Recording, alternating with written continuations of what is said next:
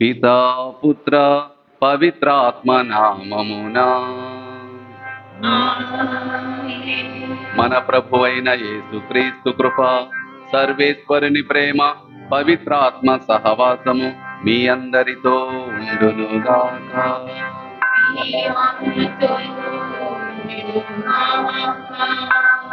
క్రీస్తు ప్రభునందు ప్రియమైన సహోదరి సహోదరులారా, ఈరోజు మనం తల్లి తిరుసభంతో కలిసి పాస్కా కాలపు 3వ ఆదివారాన్ని కొనియాడుతున్నాం.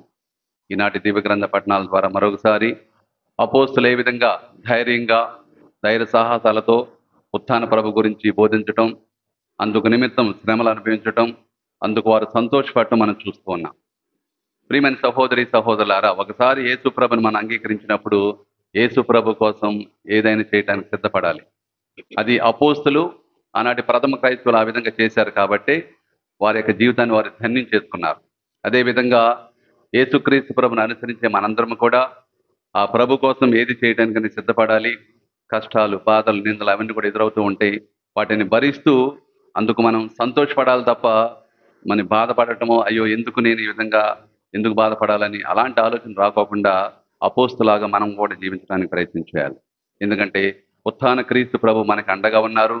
ఆనాడు అపోస్తులు చెల్లా చెదరైనప్పుడు ఉత్థాన క్రీస్తు వారికి అండగా ఉన్నారు. వారికి పలుమార్లు దర్శనమిచ్చి వారి యొక్క అవిశ్వాసాన్ని తీసివేసి వారి విశ్వాసంలో బలపరిచి ఆ విధంగా మరి ఎప్పుడు కూడా నేనున్నాను మీతో, మీరు ముందుకు వెళ్ళండి అని చెప్పేసి, నడవండి అని చెప్పేసి ప్రభు వారిని ప్రోత్సహించారు. అదేవిధంగా యేసుక్రీస్తు ప్రభుని ఎవరైతే అంగీకరిస్తారో వారికి యేసు ప్రభు అండగా ఉంటారు, నడిపిస్తారు, కష్ట సమయంలో కూడా తోడుగా ఉంటారు. కాకపోతే మనం చేయవలసిందల్లా మనకున్న విశ్వాసాన్ని బదిలపరుచుకుని గట్టిపరుచుకుని ముందుకు సాగిపోవాలి. అందుకు కావాల్సిన వరాలతో మనం దీవించమని చెప్పేసి ఈ దివ్య బలి పూజలో మనం ప్రార్థన చేసుకుందాం. ఈ దివ్య బలి పూజలో యోగ్యముగా పాల్గొనటానికి మనం చేసిన పాపములను ఒప్పుకుందాం.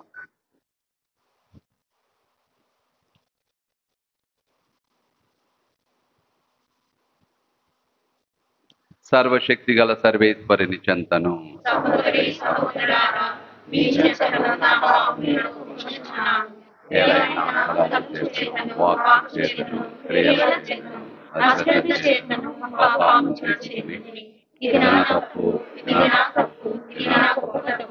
అందుచేత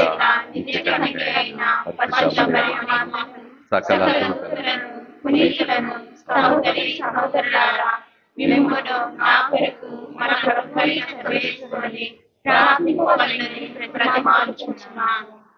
సర్వశక్తి గల సర్వేశ్వరుడు మనకు దయచూపి మన పాపములను మన్నించి మనల నిత్య జీవితమును చేర్చుదురుగాక. ప్రభువా దయచూపుము. క్రీస్తువా దయచూపుము. ప్రభువా దయచూపుము.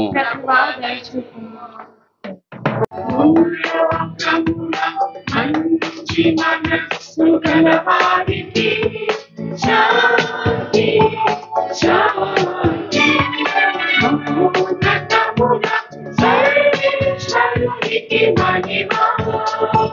భూలోకమున మంచి మనస్సు గలవారికి శాంతి శాంతి.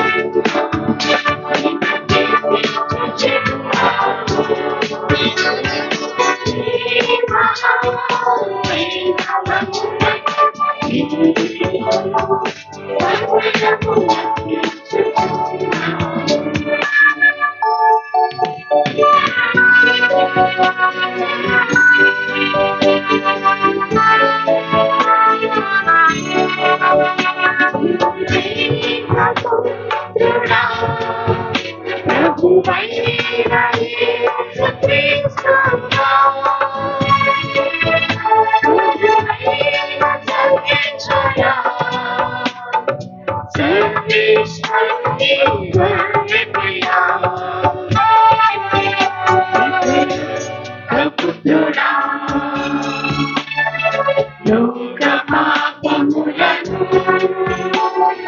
పరిహరించు ప్రభువా మాకు దయచూపుము మాకు దయచూపుము. లోక పాపములను పరిహరించు ప్రభువా మా మనవినాలకింపుము. ఇతకుడి ప్రక్కన కూర్చునియున్న ప్రభువా మాకు దయచూపుము. ఏలైనా నీవు మాత్రమే పవిత్రుడవు, నీవు మాత్రమే ప్రభుడవు,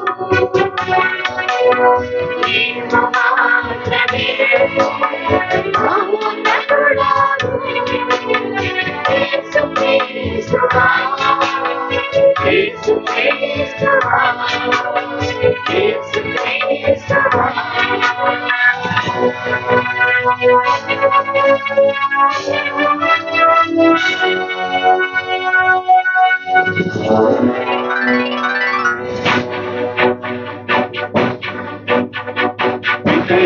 సర్వేశ్వరుని మహిమలో పవిత్రాత్మతో ప్రభువా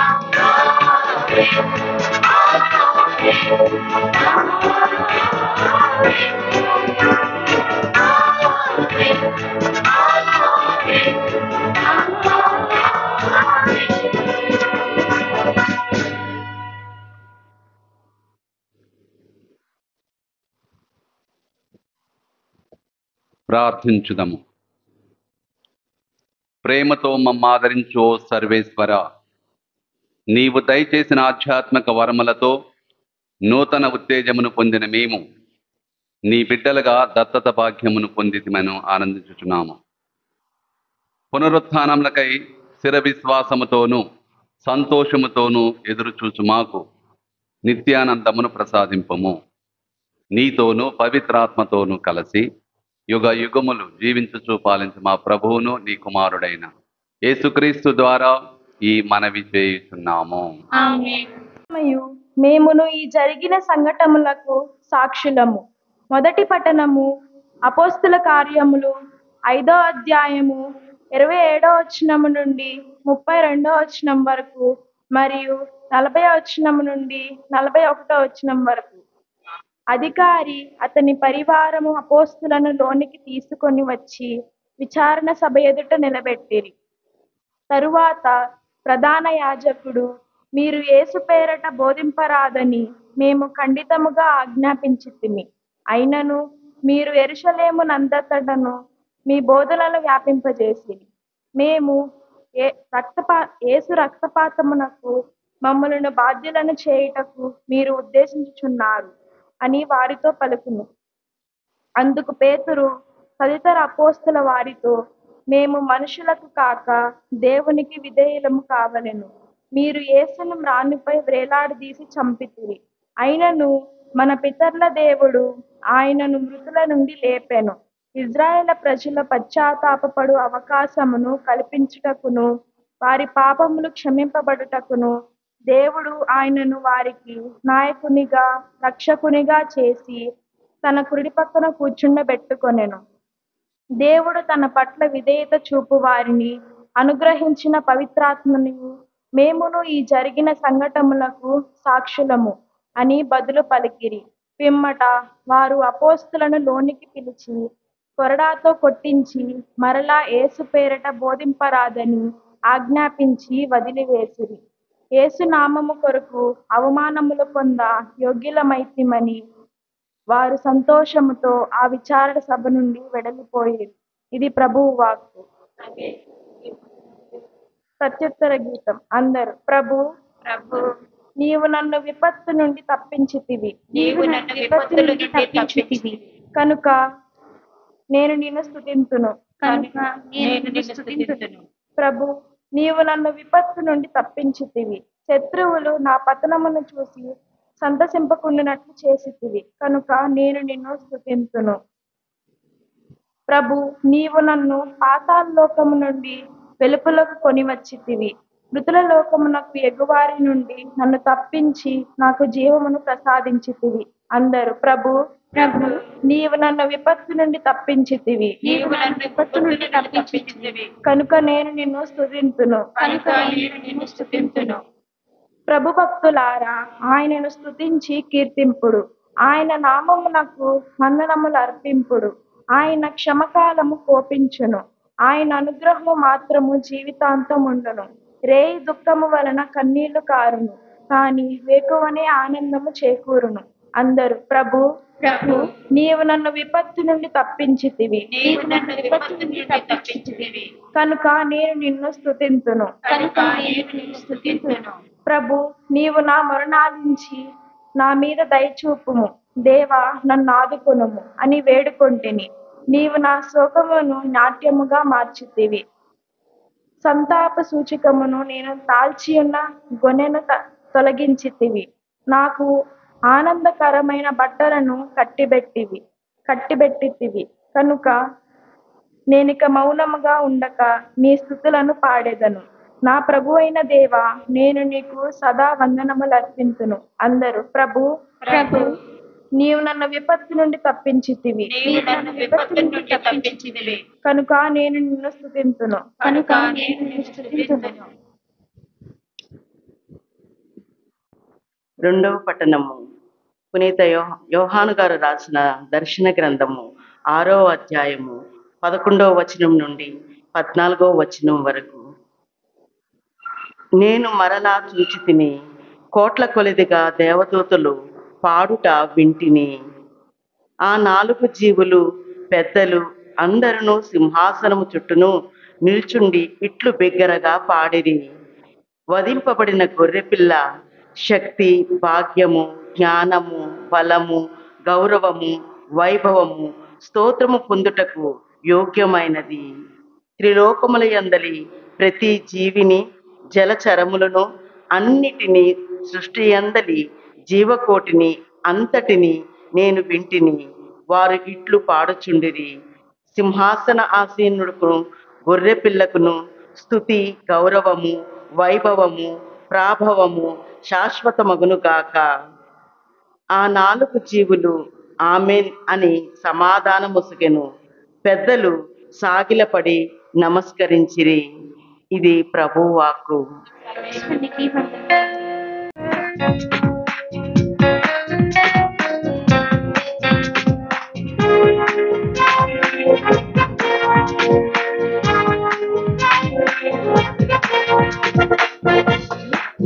శ్రీ వాక్యము, యేసు వాక్యము, ప్రేమ పంచు వాక్యము, యేసు వాక్యము,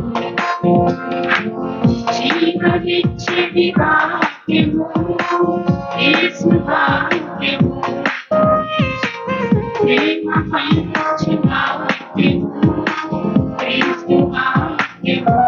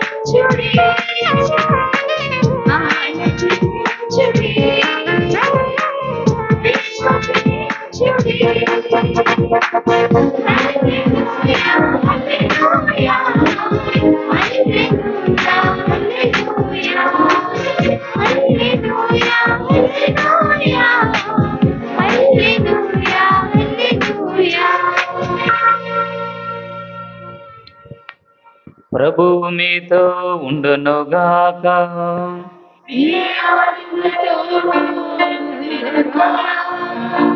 పునీత యోహాను గారు రాసిన పవిత్ర సువిశేషములోని భాగం.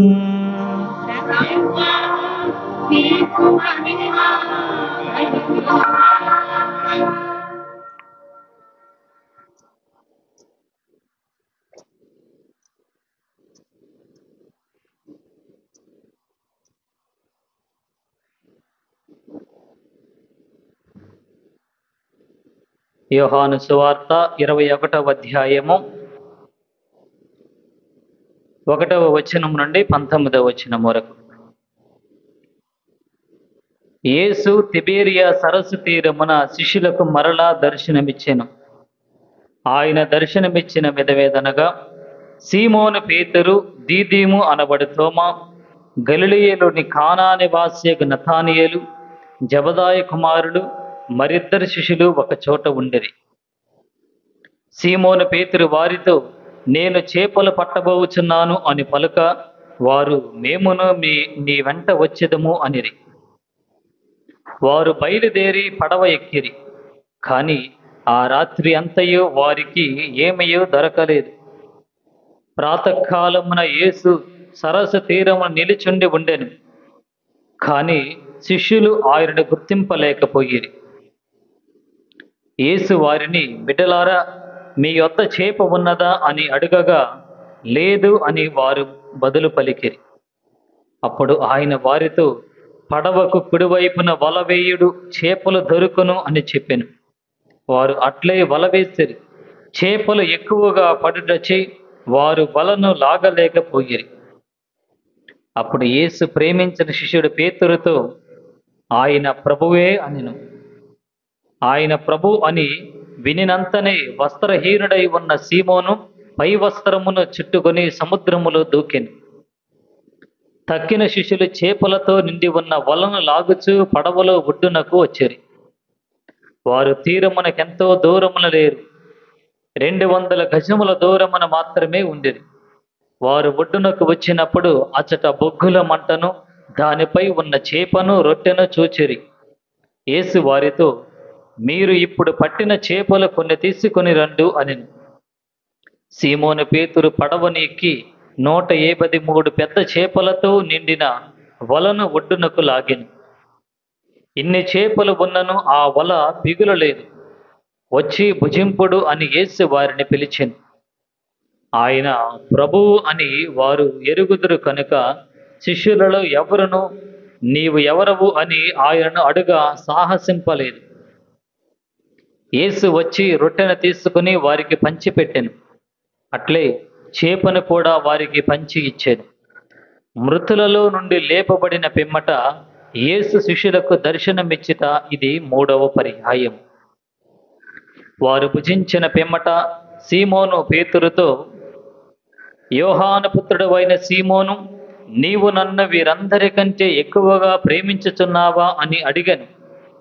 అందుకు పేతురు, అవును ప్రభు, నేను నిన్ను ప్రేమించుచున్నానని నీవు ఎరుగుదువు అని సమాధానమిచ్చాను. అప్పుడు యేసు, నీవు నా గొర్రె పిల్లలను మేపుము అని చెప్పాను. యోహాను పుత్రుడవైన సీమోను, నీవు నన్ను ప్రేమించుచున్నావా అని యేసు 2వ పర్యాయము అతనిని అడిగాను. అవును ప్రభు, నేను నిన్ను ప్రేమించుచున్నాను అని నీవు ఎరుగుదువు అని పేతురు బదులు చెప్పాను. నా గొర్రెలను కాయము అని యేసు చెప్పాను. యోహాను పుత్రుడవైన సీమోను, నీవు నన్ను ప్రేమించుచున్నావా అని 3వ పర్యాయము యేసు అతనిని అడిగాను. నీవు నన్ను ప్రేమించుచున్నావా అని యేసు 3వ పర్యాయము అడిగినందున పేతురు మనసు నొచ్చుకొని, ప్రభు, నీకు అంతయునో తెలియను, నేను నిన్ను ప్రేమించుచున్నానని నీవు ఎరుగుదువు అనెను. అప్పుడు యేసు, నా గొర్రెలను మేపుము అనెను. ఆయన అతనితో, నేను నీతో నిశ్చయముగా చెప్పుచున్నాను, నీవు యువకుడుగా ఉన్నప్పుడు నడుము కట్టి నీవు వెళ్ళదలిచిన చోటుకు వెళ్ళిడి వాడవు. కానీ నీవు వృద్ధుడు అయినప్పుడు నీ చేతులు చాచెదవు. అప్పుడు వేరొకడు నీకు నడుకట్టు కట్టి నీవు వెళ్ళుటకు ఇష్టపడని చోటుకు తీసుకొని పోవును అని చెప్పాను. పేతురు ఎట్టి మరణముతో దేవుని మహిమ పరచుచున్నాడో సూచించుటకు ఆయన ఇట్లు పలికెను. ఇది క్రీస్తు సువిశేషము. క్రీస్తువానికి స్తుతి కలుగును గాక. ఉత్థానం యొక్క ఫలితాలు ఎన్నెన్నో. ధైర్యం, ప్రేమ, త్యాగం, ఐక్యత, అనురాగం, ఒకరి ఎడల ఒకరు రెస్పాన్సిబిలిటీ కలిగి జీవించటం, ఇవి ఉత్థానం యొక్క ఫలాలు. వీటన్నిటినీ కూడా మనం ప్రియమైన సహోదరి సహోదరులారా, యేసు ప్రభు ఉత్థాన పండుగ అయిన తర్వాత అన్ని కూడా మనం చూస్తున్న ఫలాలు ఇవి. అటు అపోస్తుల యందును శిష్యుల యందును కూడా ఇలాంటి ఫలాలన్నీ కూడా మనం చవి చూస్తూ ఉన్నాం. ఏ విధంగా యూదులకు భయపడి పారిపోయిన వాళ్ళు, అపోస్తులు కావచ్చు, మిగతా శిష్యులు కావచ్చు, ఏ విధంగా వారు పవిత్రాత్మ పొందిన తర్వాత యేసు ప్రభు పలుమార్లు వారికి దర్శనమిచ్చిన తర్వాత ఏ విధంగా వారు అన్నిటిని కూడా పక్కన పెట్టేసి ముఖ్యంగా భయాన్ని పక్కన పెట్టేసి ఏ విధంగా బయటకు వచ్చి సత్య సువార్త బోధించారో, ఉత్థాన ప్రభుకి సాక్షులుగా జీవించారో మనం దివ్యగ్రంథ పట్టణాలు చూస్తున్నాం. ముఖ్యంగా ఈరోజు విన్న పట్టణాల్లో ముఖ్యంగా మనం పోయిన ఆదివారం మొదటి పాఠం గమనించినట్లయితే అపోస్తుల చర్యల నుంచే మనం చదువుకు ఉన్నాం. అపోస్తుల చర్యల నుంచి చదువుతాం. దాదాపు ఈ రోజుల్లో ఎక్కువ మనం అపోస్తుల చర్యల నుంచి మనం చదువుతూ ఉంటాం. వాళ్ళు యెరూషలేం దేవాలయంలోని సొలొమోను మంటపంలో ప్రార్థనకు సమావేశం అవటం, అక్కడే పేతురు గారు మిగతా అపోస్తులందరూ కూడా సమావేశమైన వారి క్రైస్తవులందరూ కూడా బోధించడం మనం చూస్తూ ఉన్నాం. అధికారులు చెప్పినప్పటికీ ఇక్కడ మీరు బోధించకూడదు, ఇక్కడికి రాకూడదని చెప్పినప్పటికీ వారు వారి మాటలు లెక్క చేయకోకుండా వారు బోధిస్తూనే ఉన్నారు. ఈరోజు మనం విన్నట్లుగా వారు పేతురు గారు చెబుతారు, గట్టిగా చెబుతారు. ఎంత గట్టిగా చెబుతారంటే, ఏ పేతురు గారు అయితే ఆయన ఎవరో నాకు తెలియదు అని 3 సార్లు పొంకి మరి ఆయన తప్పించుకోవడానికి ప్రయత్నం చేశాడో, అదే పేతురు గారు ధైర్యంతో ఆయన చెబుతూ ఉన్నాడు, ఎవరి మాట వినాలి మేము? మీ మాట వినాలా, దేవుని మాట వినాలో మీరు చెప్పండి. దేవుడు మాకు చెప్పమని చెబుతూ ఉన్నాడు. ఈ విషయాలను మీరు యేసుక్రీస్తు ప్రభుని మరణానికి గురి చేశారు, పాపుల చేతికి అప్పచెప్పారు. ఆయన అన్ని కూడా అనుభవించి, శ్రమనుభవించి, తర్వాత సిలువను మోసి, సిలువ మరణం పొంది, సమాధి చేయబడి, ఉత్థానుడయ్యాడు. తర్వాత తండ్రి దేవుడు మాకు చెప్పాడు, ఇవన్నీ కూడా మీరు ప్రజలకు తెలియజేయండి అని చెప్పేసి అని చెబుతూ ఒక మాట అంటాడు. ఈరోజు మనం విన్న మొదటి పాఠం, ఎవరి మాట వినాలి మేము? దేవుని మాట వినాలా, మీ మాట వినాలా? మీకు తెలుసు కదా, మీరు ధర్మశాస్త్ర బోధకులు, పరిచయులు, దైవ గ్రంథం మొత్తం కూడా తెలుసు, పరిజ్ఞానం మీకుంది. మీరు చెప్పండి, ఎవరి మాట వినాలి? దేవుని మాట వినాలా, మీ మాట వినాలా? మిమ్మల్ని అడిగితే ఏం చెబుతారు? దేవుని మాట వినాలా లేకపోతే మనుషుల మాట వినాలని అడిగితే ఏం చెబుతారు మీరు? ఖచ్చితంగా ఒకళ్ళు విన్నా వినకపోయినా సరే ఆ మాట మాత్రం మనకి స్పంటేనియస్గా వచ్చేస్తుంది. దేవుని మాట వినాలి. ఇక్కడ పేతురు గారు, మిగతా అపోస్తులు కూడా ఆ విధంగా గట్టిగా వారితో వాదించారు. ఇంకా వారికి సమాధానం లేదు, ఇంక మరో ప్రశ్న అడగడానికి ఆస్కారం లేదు. ఇంకా ఒకసారి పేతురు గారు అడిగిన చెప్పిన ఒకే ఒక జవాబుకి, మీ మాట వినాలా లేకపోతే దేవుని మాట వినాలో మీరే తేల్చుకోండి అని చెప్పినప్పుడు ఇంకా తిరిగి మరో ప్రశ్న లేదు. అంత గట్టి సమాధానం కాదు. ఎందుకంటే యేసు ప్రభు వాగ్దానం చేశాడు, ఇదిగో నేను వెళ్ళిన తర్వాత పవిత్రాత్మను పంపిస్తాను, మీరు ఎలా మాట్లాడాలో, ఎట్లా సమాధానం చెప్పాలో, ఎలా పరిస్థితిని ఎదుర్కోవాలో అన్నీ కూడా పవిత్రాత్మ చూసుకుంటుందని ముందుగానే యేసు ప్రభు చెప్పారు. యేసు ప్రభు చెప్పినట్లుగానే జరుగుతోంది. వారు భయపడుకోకుండా ధైర్యంతో ఎలాంటి పరిస్థితిని ఎదుర్కొన్నారు. అదే ఈరోజు మనం ఆ యొక్క విషయాన్ని మొదటి పట్టణం మనం చూస్తూ ఉన్నాం. ఈరోజు మొదటి పట్టణంలో యోధా మతాధికారులు అపోస్తులను నిర్బంధించి సాన్హెడ్రిన్ విచారణ సభలో నిలబెట్టి మరలా యేసు పేరట బోధింపరాదని ఆదేశించిన ఘట్టాన్ని చదువుకున్నాం. సాన్హెడ్రిన్ ముఖ్యంగా యోధా మతానికి చెందిన ఉన్నత న్యాయపీఠం. సుమారు ఇందులో 70 నుంచి 100 మంది వరకు యోధా మత నాయకులు సభ్యులుగా ఉంటారు.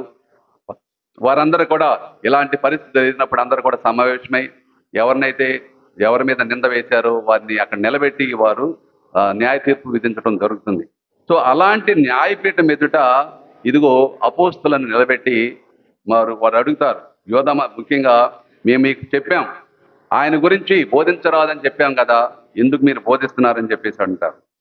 ఈ పట్టణంలో యోధా మత నాయకులకు పేతురు ఇచ్చిన ప్రత్యుత్తరం ప్రధానమైనది. నేను చెప్పాను కదా, ఇది పునరుత్థానుడైన యేసుక్రీస్తు ప్రభు పేతురుకు పలికిన బహిరంగ సాక్ష్యం. ఇక్కడ మొట్టమొదటిసారిగా పేతురు గారు పునరుత్థానుడైన యేసుక్రీస్తు ప్రభు గురించి బహిరంగ సాక్ష్యం పలుకుతున్నాడు. ఏమని పలుకుతున్నాడు? ఇదిగో మీరు ఆయన ప్రభువును కళ్ళారా చూసిన అపోస్తులు, ఇతర శిష్యులు పలుకుతున్న సాక్ష్యాల సారాంశం ఇందులో మనకి ఈరోజు మనం చదువుకున్న మొదటి పాఠంలో ఇమిడి ఉంది. ఈ పట్టణంలో ముఖ్యంగా మనం గమనించవలసిన 2 విషయాలు మనం ముఖ్యంగా 3 విషయాలు మనం చూస్తూ ఉన్నాం. మొదటిది, మేము మనుషులు కాక దేవునికి విధేయులుగా ఉండాలి. ఇది పేతురు గారు ఇచ్చిన సమాధానం. వాళ్ళు అడిగిన ప్రశ్నకి, ఎందుకు మీరు మమ్మల్ని బాధ్యులు చేస్తున్నారు? ఆయన రక్తపాతానికి, ఆయన చనిపోవటానికి మమ్మల్ని బాధ్యులు చేస్తున్నారు. ఆయన పేరట మేము బోధించరాదని మీకు ఆజ్ఞాపించాము కదా, ఎందుకు మీరు బోధిస్తున్నారని వారి నిలదీసి అడిగినప్పుడు పేతురు గారు అసలు సిసలైన సమాధానం ఇచ్చారు. మేము దేవుని మాట వినాలి తప్ప మనుషుల మాట కాదు. దేవుడు మాకు ఆదేశించాడు ఈ సువార్తను బోధించమని చెప్పేసి, యేసు ప్రభుకి, ఉత్థానమైన యేసు ప్రభుకి సాక్ష్యమని చెప్పేసి ఆయన మాకు చెప్పాడు కాబట్టి ఆ విషయాలని మేము తెలియజేస్తున్నాం. దేవుని మాటకి విలువిస్తాం, దేవుని మాట వింటాం తప్ప మీ మాట ఎట్టి పరిస్థితులు వినమని చెప్పేసి ఆయన గట్టిగా సమాధానం చెప్పడం వస్తున్నాం. ప్రియమైన సహోదరులారా, నేను చెప్పాను ప్రసంగ ఆరంభంలో ఉత్థానం యొక్క ఫలితాలు చాలా. అందులో మొట్టమొదటి ధైర్యం. అపోస్తులు, శిష్యులందరూ కూడా భయభ్రాంతులై యేసు ప్రభుని పట్టి బంధించిన తర్వాత చెల్లాచెదురైపోయారు. ఒకవేళ ఆయనను రహస్యంగా అనుసరించాలని ప్రయత్నం చేసినప్పటికీ ఎవరైనా సరే నువ్వు కూడా వాళ్ళతో ఉన్నావు చెప్పినప్పుడు ఇంకా దూరంగా పారిపోయారు. కానీ ఒకసారి యేసు ప్రభు దర్శనం ఇచ్చిన తర్వాత, పవిత్రాత్మను స్వీకరించిందని చెప్పిన తర్వాత వాళ్ళు ఎంత ధైర్యంగా బయటకు వచ్చి బహిరంగ సాక్ష్యం పలుకుతున్నారో పేతురు గారి జీవితం చూస్తే మనకు అర్థమవుతుంది. ఈనాడు మనం పేతురు గారు మొట్టమొదట యేసుక్రీస్తు ఉత్థాన ప్రభుకి బహిరంగ సాక్ష్యం ఇచ్చినట్లుగా ఈరోజు మొదటి పాఠం మనం చూస్తూ ఉన్నాం. ఇంకా రెండవది, ఇజ్రాయేలీలు యేసును సిలువపై చంపితే మీరేమో యేసుని సిలువపై చంపారు, కానీ ఇజ్రాయేలీలు ప్రభు అయిన దేవుడు ఆయనను మృతుల్లో నుండి జీవంతో లేవనెత్తాను, ఆయనను తన కుడి ప్రక్కన ఆశలను కావించి మహిమపరిచారు. అంతేకాదు పునరుద్ధరణ యేసుక్రీస్తు ప్రభువుకు తాను వాగ్దానం చేసిన పవిత్రాత్మను ప్రసాదించారని చెప్పి నూతన నిబంధన ప్రకారం మహిమాన్వితుడైన మానవస్వభావం గల క్రీస్తు ప్రభుతో తనకు గల నిత్యజీవ బంధాన్ని పునరుద్ధరించాడు. పేతురు గారు యేసుక్రీస్తు ప్రభుకి పునరుద్ధరణ యేసుక్రీస్తు ప్రభుకి తనకున్న అనుబంధం గురించి తెలియజేస్తూ ఉన్నారు. అంతేకాకుండా తండ్రి భగవానుడు పునరుద్ధరణ యేసుక్రీస్తు ప్రభును లోకానికే ప్రభువుగా రక్షకుడిగా నిర్దేశించాడు. ఆ విషయాన్ని పేతురు గారు మరి యోధా నాయకులకి ప్రజలందరూ కూడా బోధించాడు. ప్రియమైన సహోదరి సహోదరు, ఇలా తండ్రి దేవుని కుడి ప్రక్కన ఆశీనులైన క్రీస్తు ప్రభు నేటికి ఈ రక్షణ కార్యక్రమాన్ని కొనసాగిస్తూనే ఉన్నారు. ఏ రక్షణ కార్యక్రమం అయితే యేసు ప్రభు ప్రారంభించారో, ఈ లోకంలో ఉన్నప్పుడు యేసుక్రీస్తు ప్రారంభించిన రక్షణ కార్యక్రమం, ఆ రక్షణ దేవుని యొక్క ప్రణాళికలు ఈనాడు కూడా కేవలం ఆయన కేవలం మరణించి శ్రమలు పడి మరణించి ఉత్థానమైన తర్వాత మాత్రమే కాదు, తండ్రి కుడిపాసిన ఆశీనుడై ఉండి కూడా ఆ రక్షణ కార్యాన్ని కొనసాగిస్తున్నాడు అనే విషయాన్ని స్పష్టంగా మనకు తెలియజేయబడుతుంది. దేవునికి మానవులకు మధ్యవర్తిగా ప్రధాన యాజకుడిగా నిలిచి పాపకర్ములైన మానవులలో హృదయ పరివర్తన కలిగిస్తూ వారికి పాపక్షమాపణ సంపాదించి పెడుతున్నాడు.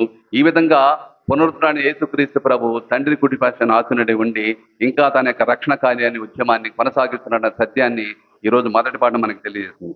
ఇంకా మూడవదిగా, పేతురు తన ప్రసంగంలో జరిగిన సంఘటనలకు పవిత్రాత్మను కూడా సాక్షిగా పేర్కొంటున్నాడు. ఆయన చెబుతున్నాడు, ఇదిగో దీనంతటికి మేము మాట్లాడే మాటలకి మేమంతా కూడా సాక్షులం, మేము మాత్రమే కాదు పవిత్రాత్మ కూడా ఇదిగో ఈ జరిగిన సంఘటనలకి సాక్షిగా ఉన్నాడని చెప్పేసి తెలియజేస్తున్నాడు. ఏం చెబుతున్నాడు పేతురు గారు? ఆయన బ్రతికున్నప్పుడు మేము ఆయనతో కలిసి జీవించాం, ఆయనతో కలిసి ఉన్నాం, ఆయన మాట్లాడిన మాటలన్నీ కూడా విన్నాం, ఆయన చెప్పిన ప్రసంగాలు విన్నాం, చేసిన అద్భుతాలు చూసాం, ఎన్నెన్నో ఘనకార్యాలు చేశాడు యేసుక్రీస్తు ప్రభు ఈ లోకంలో ఉన్నప్పుడు, అన్నీ కూడా మేము కళ్ళారా చూసాం, ప్రత్యేక సాక్షులం అని చెప్తున్నాడు. అంతేకాదు ఆయన శ్రమలు అనుభవించి మరణించి సమాధి చేయబడి ఉత్థానమైన తర్వాత కూడా మళ్ళీ మాకు దర్శనమిచ్చాడు. ఇది ఆయన చెబుతున్నది. కేవలం బ్రతుకున్నప్పుడు మాత్రమే కాదు, ఆయన ఉత్థానమైన తర్వాత కూడా మళ్ళీ మాకు పదే పదే దర్శనమిచ్చి మా విశ్వాసాన్ని బలపరిచి పవిత్రాత్మను పంపించి మా మీద ఇదిగో ఈ విధంగా మీకు సాక్షిభూతంగా ఉండటానికి ఆయన మాకు ఎన్ని విధాలుగానో మమ్మల్ని దీవించాడని చెప్పేసి పేతురు గారు చెబుతూ ఉన్నాడు. ప్రియమైన సహోదరి సహోదరులారా, చూడండి, పేతురు గారు ఒకప్పుడు భయపడ్డాడు, విశ్వాసం సడలిపోయింది. కానీ యేసు ప్రభు చెప్పారు, ఈరోజు నేను చెప్పినట్లుగా, ఈరోజు మనం విన్నట్లుగా, అంతకుముందు కూడా విన్నట్లుగా పేతురు గారి కోసం యేసు ప్రభు ప్రార్థించాడు. తర్వాత ఎలాంటి మరణంతో తనకు సాక్షిబద్ధంగా నిలబోతున్నాడు కూడా యేసు ప్రభు ఈనాటి సువార్తలో మనం చెబుతున్నాం. ఈ విధంగా పేతురు గారు ఆయన ఒక గొప్ప సాక్షిగా ఆయనతో పాటు మిగతా అపోస్తలులందరూ కూడా సాక్షిభూతంగా జీవించారు, ధైర్యంతో ఉత్థాన ప్రభు గురించి బోధించారు. ప్రియమైన సహోదరి సహోదరులారా, మనమందరం కూడా ఉత్థాన పుత్రులం పుత్రికలం, ఉత్థాన బిడ్డలం. We are children of the resurrection. అందువలన మనం కూడా అపోస్తులాగా శిష్యులాగా మనం కూడా ఉత్థాన ప్రభుకి సాక్షిభూతంగా నిలవాలి. ఎలా? మన జీవితం ద్వారా, మన జీవించే విధానం ద్వారా, మాట్లాడే మాటలు చేతలు అన్నీ కూడా ఇదిగో వస్తాం. ఎందుకంటే ఆనాడు ఉత్థాన యొక్క ఫలాలన్నీ కూడా అనుభవిస్తూ వారు ఆ విధంగా జీవించారు. ప్రేమ, ఐక్యత, అన్యోన్యత, సహకారం, ఒకరి యందు ఒకరి బాధ్యత, ఇవన్నీ కూడా చూస్తారు. మనం చూస్తాం వారు అన్ని విషయాలు కూడా రొట్టె విరుచుట యందును, ప్రార్థన చేయటందును, సహవాసం అందును వారు ఎడతెగక కలిసి ఉన్నారని చెప్పేసి అపోస్తలుల చర్యలు మనం చూస్తాం. ఇది ప్రథమ క్రైస్తవుల జీవిత విధానం. ప్రేమ, ఐక్యత, అన్యోన్యత అన్ని కూడా పంచుకోవటం, ఇది నాది కాదు ఇది మనది అనే అలాంటి దృక్పథం జీవించడం, ఆస్తిపాస్తులన్నీ కూడా అమ్మేసి అపోస్తల కాళ్ళ దగ్గర పెట్టేసి ఇది మొత్తాన్ని కూడా పంచిపెట్టమని చెప్పడం, ఇవన్నీ కూడా ఉత్థాన ప్రభు యొక్క ఫలాలు. ఉత్థాన ప్రభు ఆయన ఉత్థానమైన తర్వాత ఇవన్నీ కూడా వారికి అనుగ్రహించి ఏ విధంగా వారు కలిసిమెలిసి జీవించాలో యేసుక్రీస్తు ప్రభు వారికి సహాయపడ్డారు. అదేవిధంగా ప్రియమైన సహోదరి సహోదరులారా, మనమందరం కూడా ఉత్థాన క్రీస్తు ప్రభులు భాగస్థులం అయ్యాం. మనందరం కూడా ఒకరోజు శరీరం యొక్క ఉత్థానాన్ని పొందాలని నమ్మకంతో జీవిస్తున్నాం. మనందరం కూడా ఉత్థానమవుతామనే నమ్మకాన్ని యేసుక్రీస్తు ప్రభు తన యొక్క ఉత్థానం ద్వారా మనకు నిరూపించాడు. సో దానికోసం ఎదురు చూస్తున్న మనం కూడా ప్రథమ క్రైస్తవులు అపోస్తుల సాహచర్యంలో ఎలా జీవించారో ఆ విధంగా ప్రేమ, ఐక్యత, అన్యోన్యత అన్ని కలిపి క్షమాగుణం కలిగి జీవించాలని చెప్పేసి ఇదిగో ఈ యొక్క మొదటి పట్టణం మనకు నేర్పుతుంది. ఇంకా మనం అంతేకాదు, తండ్రి కుడి పక్కన ఆసుడై ఉన్న యేసుక్రీస్తు ప్రభు నేటికి మానవులను శుద్ధీకరిస్తూ పాప విముక్తులను చేస్తూ దేవుని దృష్టిలో వారిని నీతిమంతులుగా తీర్చిదిద్దుతున్న యథార్థాన్ని కూడా విశ్వాసంలో కొలువుదీరున్న పవిత్రాత్మే ప్రత్యక్షాక్షి అనటంలో ఎలాంటి సందేహం లేదు. ఈ విధంగా ప్రియమైన సహోదరి సహోదరులారా, మనందరం కూడా ఉత్థాన క్రీస్తు ప్రభు యొక్క భాగస్తులైన మనందరం కూడా ఆ విధంగా అపోస్తుల్లాగా ప్రథమ క్రైస్తవుల్లాగా జీవించాలని చెప్పేసి ఈనాటి మొదటి పట్టణం మనం నేర్పుతుంది. ఈనాటి మొదటి పట్టణం స్వార్థ పట్టణం అందించే సందేశం ఒకే ఒకటి. అదేంటంటే క్రైస్తవ విశ్వాసులైన మనందరము సంపూర్ణంగా హృదయ పరివర్తనం చెందాలి, క్రీస్తు ప్రభు ద్వారా దేవుని క్షమావరాన్ని పొందాలి, పవిత్ర జీవనం గడపడానికి సిద్ధశుద్ధితో కృషి చేయాలని చెప్పి ఇలా క్రీస్తు ప్రభు ద్వారా పాపాల మన్నింపుని పొంది పవిత్ర జీవితం గడపగలమని మనం ప్రభు సాక్షులు కాగలుగుతాం. ఆ విధంగా నిజమైన క్రైస్తవులుగా, నిజమైన యేసు ప్రభుత్వాన్ని పాల్గొన్న శిష్యులుగా మనం ఆ విధంగా జీవించడానికి అవకాశం ఉంది. కాబట్టి ఆ విధంగా మనం వారిని అనుసరించాలని చెప్పేసి ఈనాటి మొదటి పట్టణం మనల్ని ప్రత్యేకంగా ఆహ్వానిస్తుంది. ఈరోజు మనం రెండో పట్టణం గమనించినట్లయితే పునీత యోహాను దర్శించిన దివ్యలోకపు ఆరాధన ఘటనలోని చివరి భాగాన్ని మనం చదువుకున్నాం. దేవుడు యేసుక్రీస్తు ప్రభు మరి యోహాను గారికి ఒక వరం ఇచ్చాడు. రాబోయే రోజులు ఏం జరుగుతుంది, లేదా పరలోకం ఎలా ఉంటుందని చెప్పేసి అవన్నీ కూడా దర్శన గ్రంథంలో మనం చూస్తాం. యోహాను గారు చూసినవన్నీ కూడా పొందుపరిచారు దర్శన గ్రంథంలో. దివ్యలోకపు ఆరాధన ఘటనలోని చివరి భాగాన్ని ఈరోజు మనం చదువుకున్నాం. ఈ భాగంలో ప్రభు క్రీస్తు చంపబడిన గొర్రెపిల్ల అంటే క్రీస్తు ప్రభు మరణ పునరుత్థాన ప్రస్తావన ప్రస్తుతి సంకేతప్రాయంగా ధ్వనిస్తుంది. శిలువుపై మరణించి మహింపరబడిన యేసుక్రీస్తు ప్రభు స్తుతింపబడుతున్నాడు. ఎవరి చేత స్తుతింపబడుతున్నాడు? కోట్లాది దేవదూతల చేత.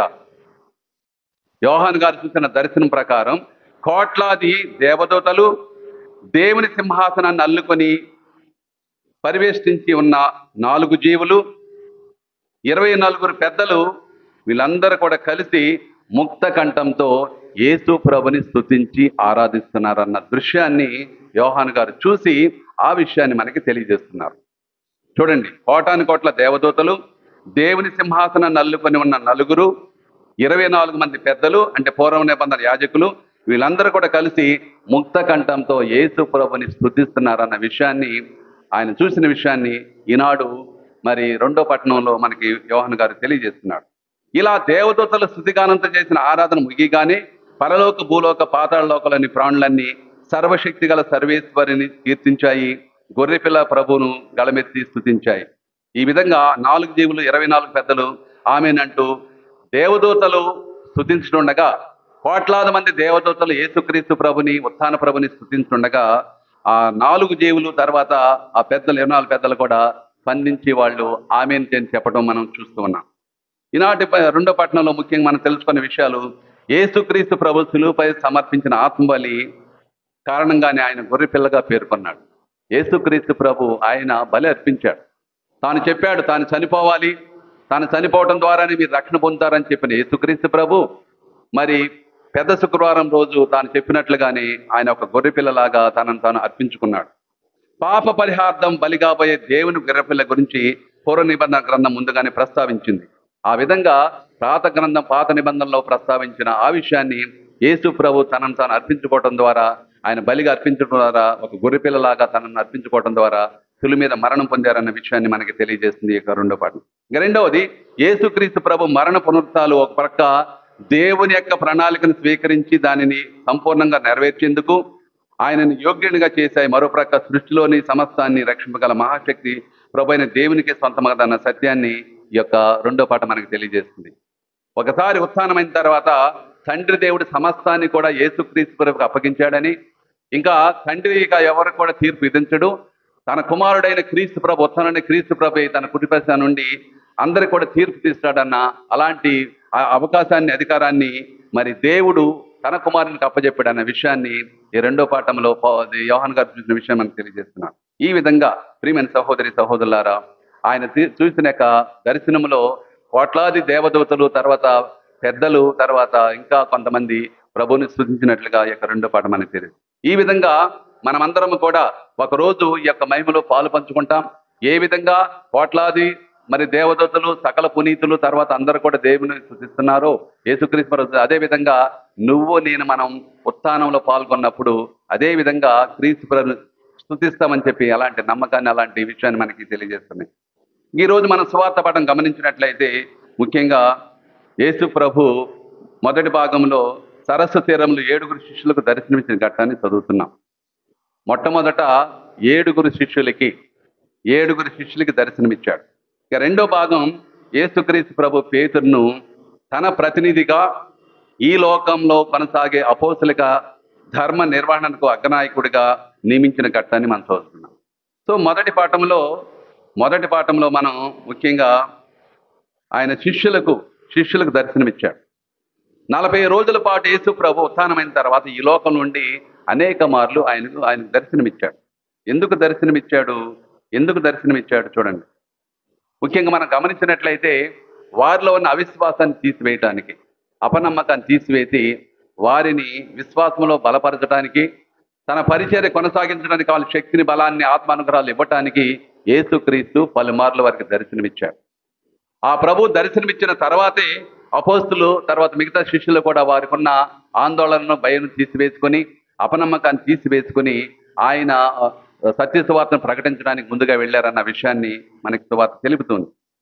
ముఖ్యంగా ఈ మొదటి భాగం మనం గమనించినట్లయితే పునరుత్థాన యేసుక్రీస్తు ప్రభు ఎలా పేతురు, తోమ, నతానియేలు, యాకోబు, యోహాను మరి 2 శిష్యులు 7 దర్శనమిచ్చినట్లుగా ఈరోజు మన సువార్తలు విన్నట్లుగా 7 దర్శనమిచ్చాడు. 7 5 పేర్లు ఉన్నాయి. 5 అపోస్తులు, వారు పేతురు, తోమ, నతానియేలు, యాకోబు, యోహాను.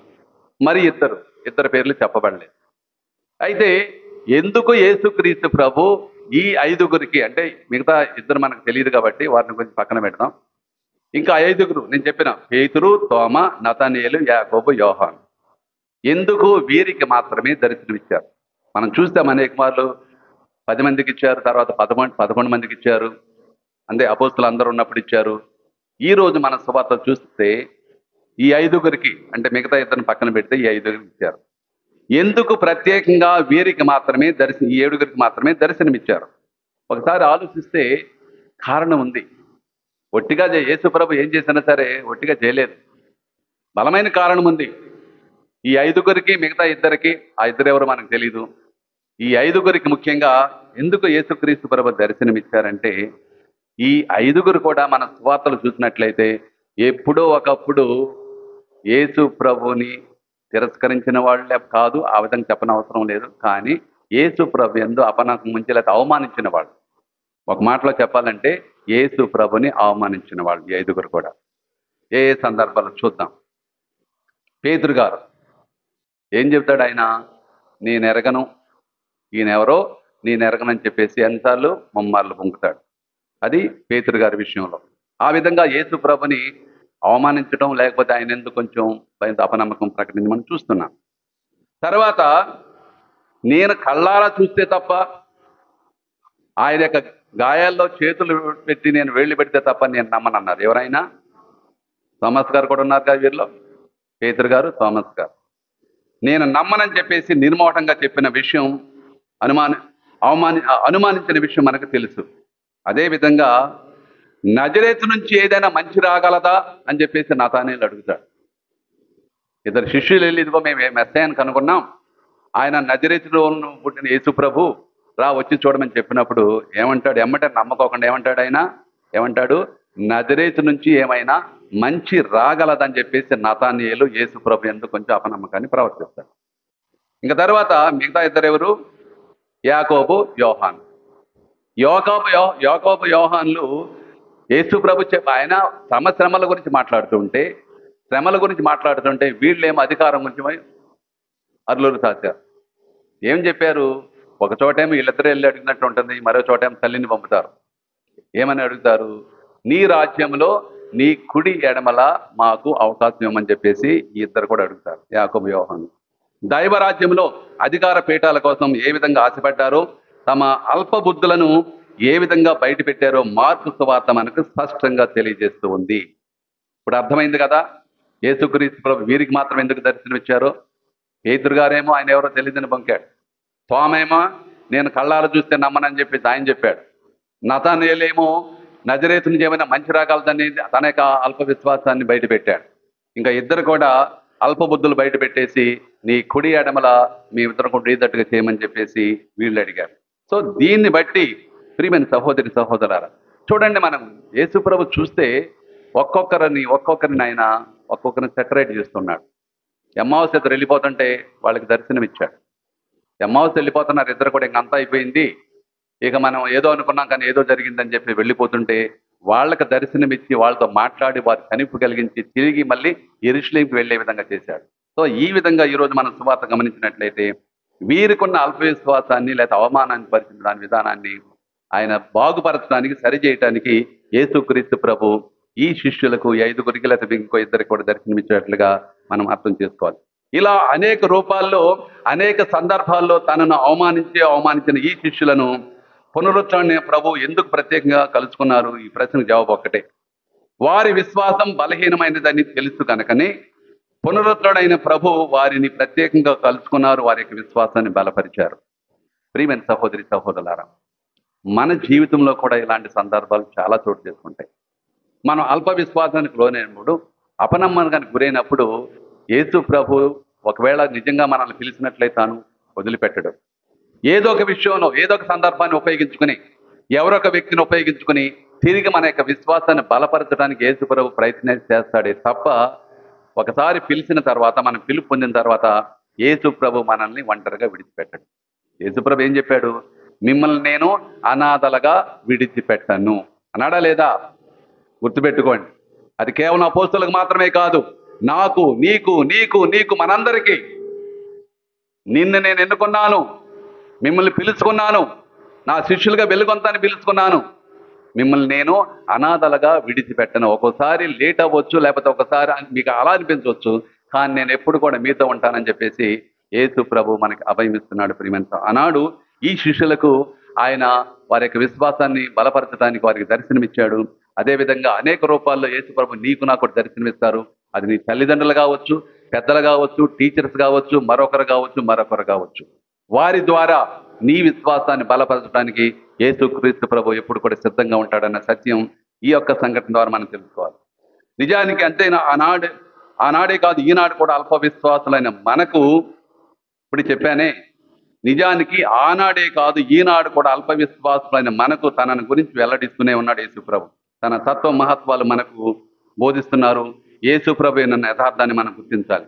ఈ విధంగా ప్రియమైన సహోదరి సహోదరులారా, మరి మనము యేసుక్రీస్తు ప్రభు శిష్యులుగా ఆయన అనుసరించినప్పుడు ఖచ్చితంగా ఆయన చేయి విడవడు, మనల్ని అనాథలుగా విడిచిపెట్టడు, మనల్ని ఎప్పుడు ఒంటరిగా విడిచిపెట్టడు, మనకు తోడుగానే ఉంటాడన్న సత్యం ఈ సందర్భం ద్వారా దేవుడు మనకు నేర్పుతున్నాడు. ఇక రెండవదిగా రెండో భాగంలో మనం చదువుకున్న సువార్త రెండో భాగంలో పేతురు గారిని యేసు ప్రభు అడుగుతున్నాడు, నీవు నన్ను ప్రేమిస్తున్నావా?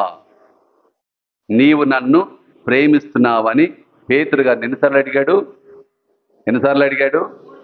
నిన్ను కూడా అడుగుతారు గుర్తుపెట్టి, మిమ్మల్ని కూడా అడుగుతారు గుర్తుపెట్టి, నన్ను అడుగుతారు, నీవు నన్ను ప్రేమిస్తున్నావా? నిత్యం ప్రభు అడుగుతూనే ఉన్నాడు, నీవు నన్ను ప్రేమిస్తున్నావా? పేతురు గారు ఆయన ఎమ్మటే ఆలోచన ఉండదు, తడుపుకొని సమాధానం చెప్పేస్తాడు.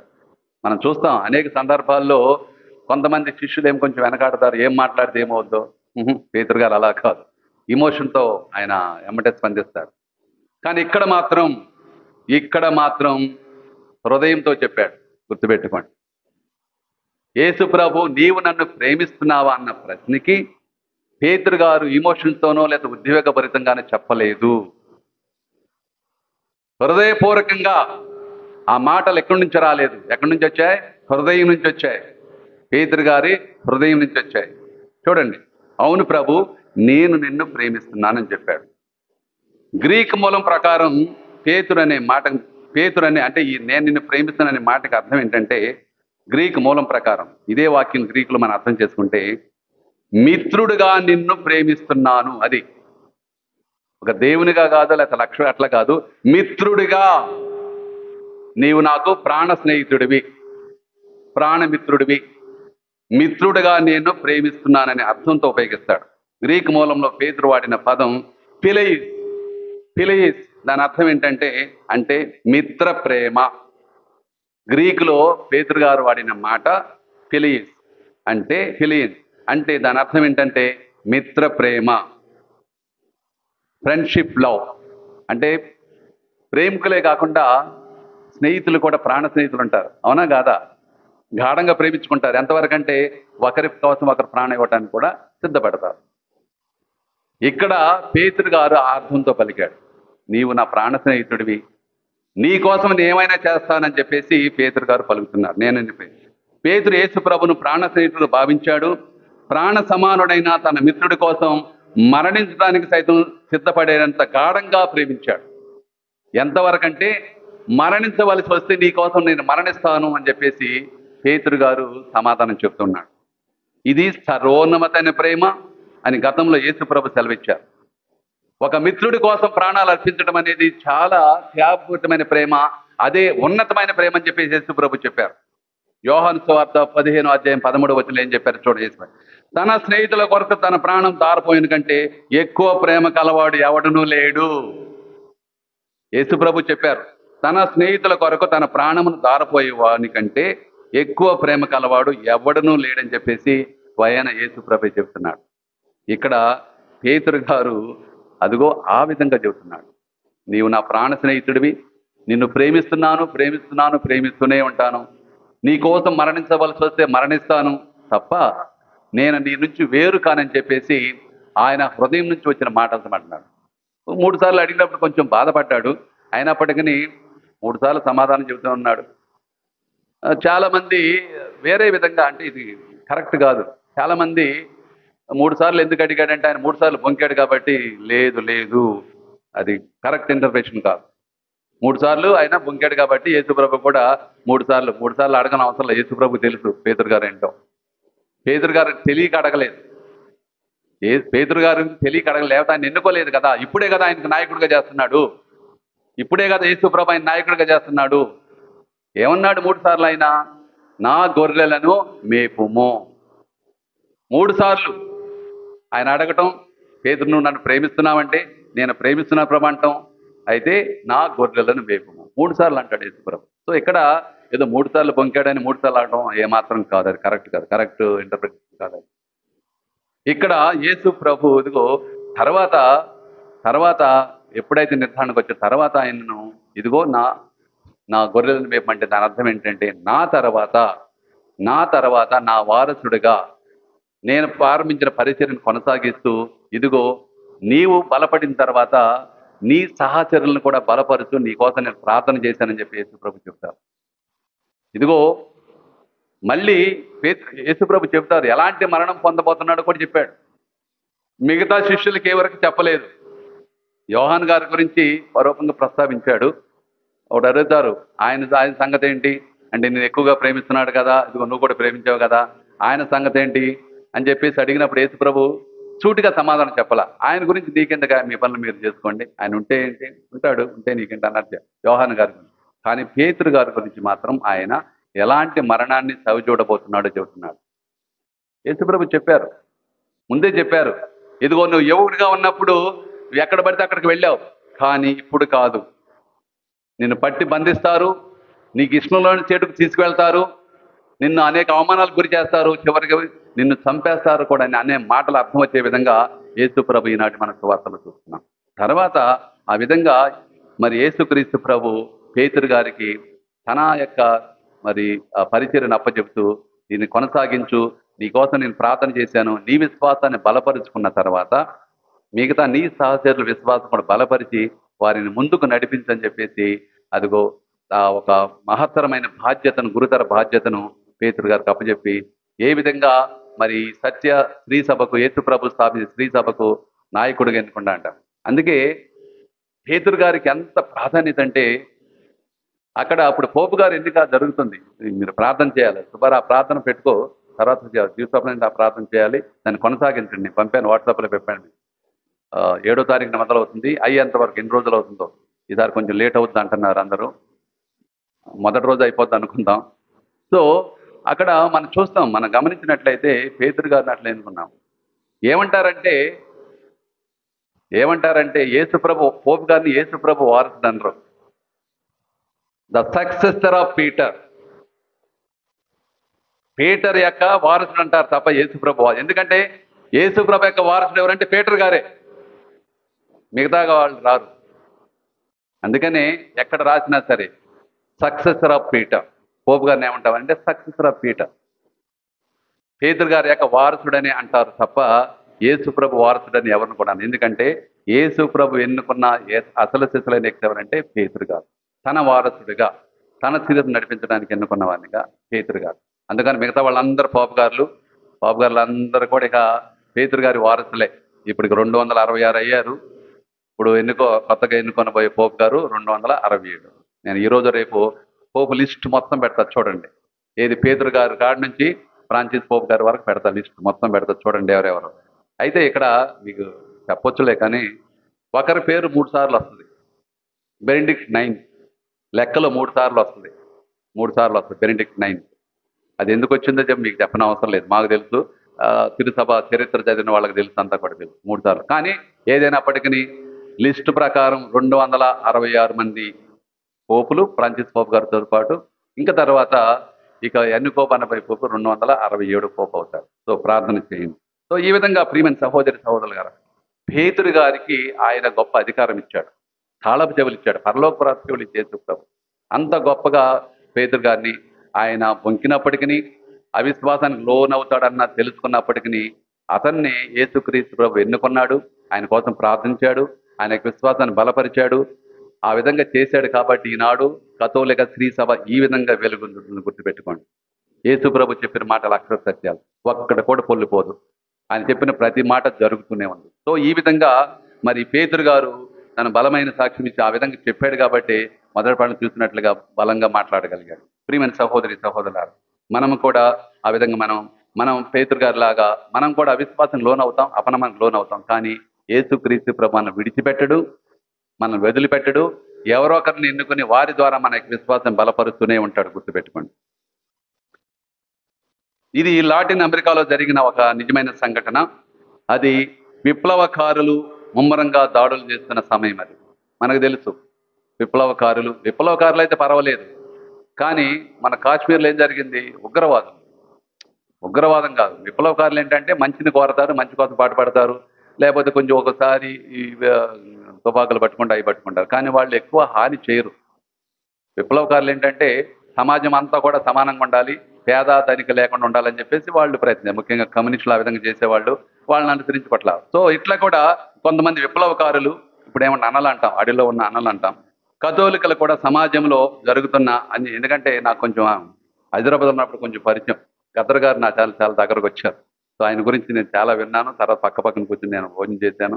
గద్దర్ గారు చాలాసార్లు వచ్చారు, ఎందుకంటే పాట పాడినప్పుడల్లా అక్కడే అమృతంలో రికార్డ్ చేసేవాడు. సో గద్దర్ గారితో నాకు కొంచెం పరిచయం. సో ఆయన ద్వారా చాలా నేర్చుకున్నాను నేను కొన్ని విషయాలు, వాళ్ళ యొక్క ఉద్యమాల గురించి చాలా నేను తెలుసుకున్నాను, ఎందుకంటే చాలా మాట్లాడడానికి అవకాశం వచ్చింది కాబట్టి. సో వీళ్ళంతా కూడా ముఖ్యంగా విప్లవకారులు, వాళ్ళు న్యాయం కోసం సత్యం కోసం పోరాడుతూ ఉండేవాళ్ళు. అయితే వీళ్ళ మీద ఎప్పుడు కూడా ప్రభుత్వం కన్నేసి ఉంచేది. ఎక్కడున్నా సరే వారిని అంతమొందించాలి, లేదా మట్టు పెట్టాలని చూస్తూ ఉండేది.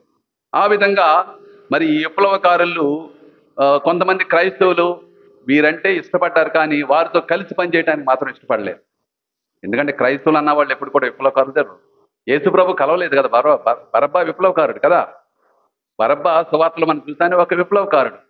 బరబ్బా వచ్చి యేసుప్రభుని అడుగుతాడు, నీ ఆలోచన నా ఆలోచన ఒకటే, మనం రోమన సామ్రాజ్యం నుంచి మనంద ప్రజలందరూ విముక్తి చేయాలని నువ్వు పాటుపడుతున్నావు, నేను కూడా పాటుపడుతున్నాను, నువ్వు నాతో చేతులు కలపంటాడు.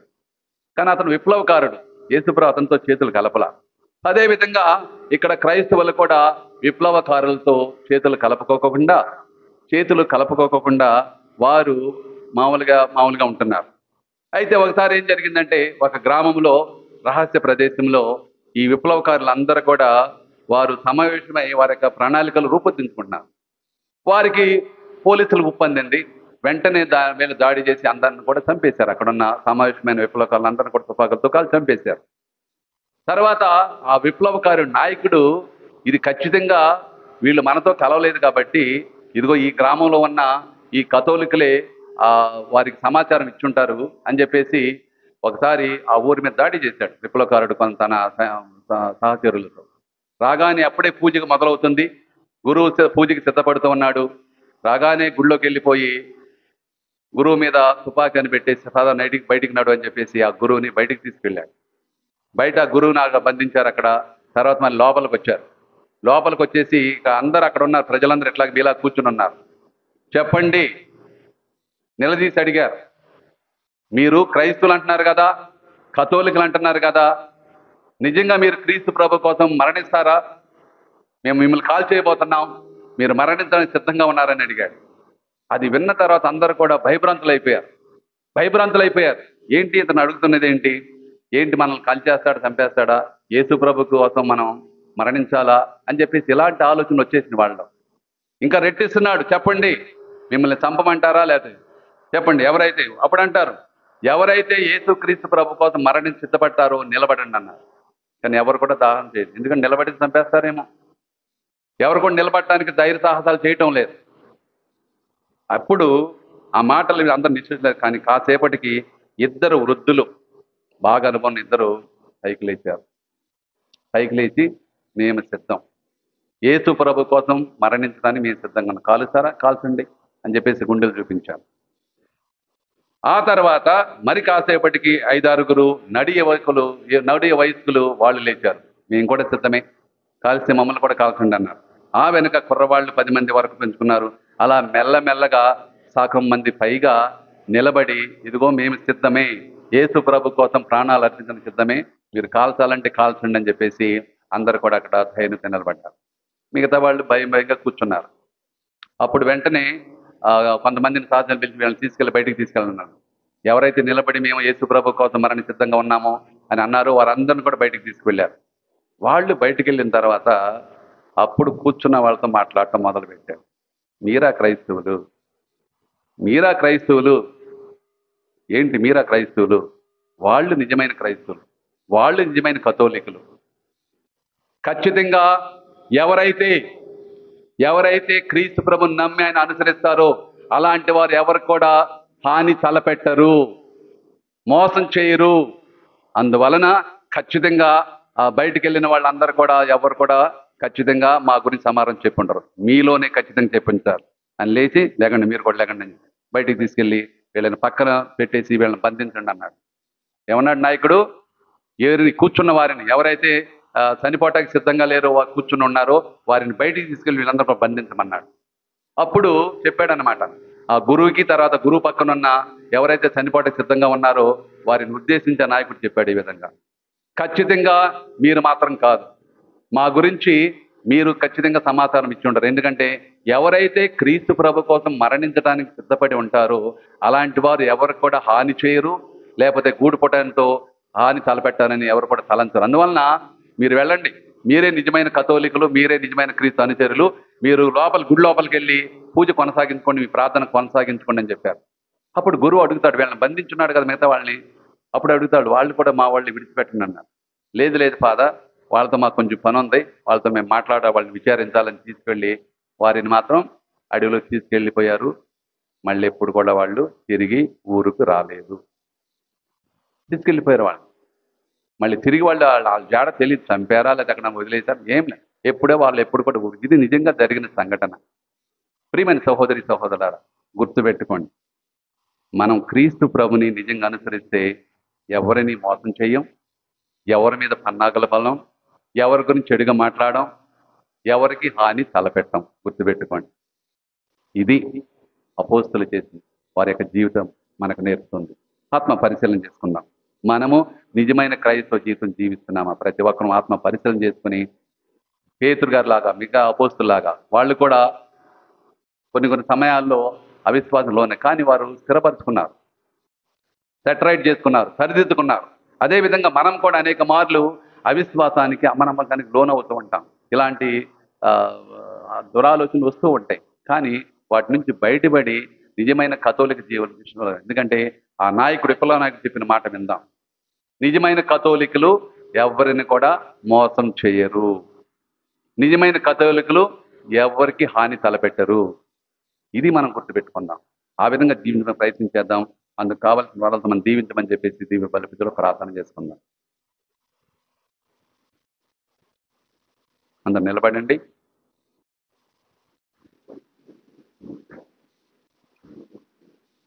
పరలోకమును సర్వశక్తి గల సర్వేశ్వరుని విశ్వసించుచున్నాను. అతని ఏకసును మన యొక్క నాయకుడైన యేసుక్రీస్తుని విశ్వసించుచున్నాను.